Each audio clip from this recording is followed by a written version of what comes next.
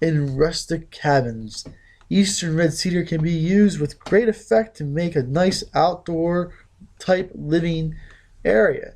They can be used for bedposts and poles for staircases, and it really adds to the character of your landscape, making it more rural and rustic. Eastern red cedar is a plant that's commonly found in the eastern part of the United States. They like to grow anywhere in the eastern United States, including the middle of fields, to the sides of the ditches, to right in the middle of the forest. Typically, in the middle of the field, the tree tends to keep its lower branches, but as you venture further into the woods with less light, they usually start to lose some of the lower branches. As the tree gets older, it can become a really nice looking plant, and it can become a majestic large tree as well. The larger the tree, the more lumber you can get out of it. The eastern red cedar is a great choice for most landscapes. If you need any, we most certainly have a lot of them available for you to pick up. Yeah, yeah, that's cedar. That's out of the stump, down at the stump part. That's real pretty. That's but I like.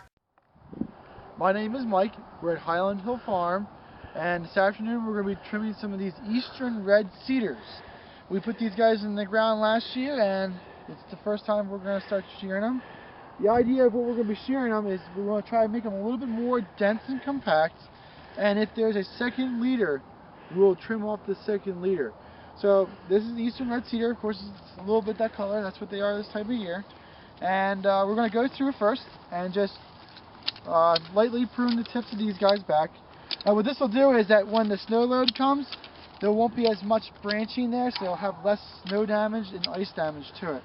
We're just going to take off the top of it a little bit, and we should be good to go on it. There is a little bit of a hole on this side here, but if we trim it down like this, that'll force growth in on that area, and we should be good to go to fill that in. That's all that we really need to do on these guys. It's real simple, real easy. So we'll go on to the next one. Again, it's real simple, real easy. Cut off these guys a little bit. Now, this is a little annoying, so we should get rid of these weeds. But if we just trim the sides of these a little bit, that's sweet, he's stick happy.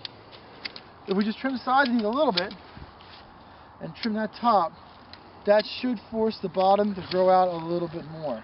So that's a good one. Now this one here, we have a little problem. You can see right off the bat that there's two leaders to it.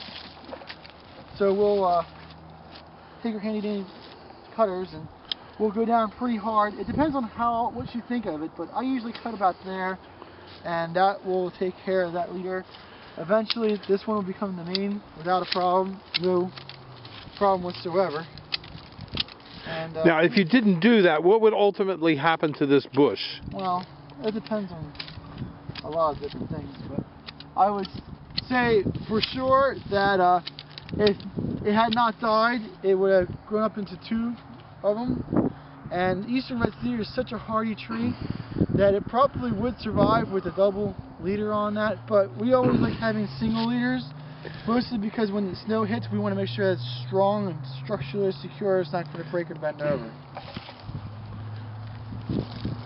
Alright, we'll do the next one. Again, there's a little weed there. I don't really like them too much, but it's okay. We're going to tip this one real lightly, and we're going to come down on the sides, and we should be good to go.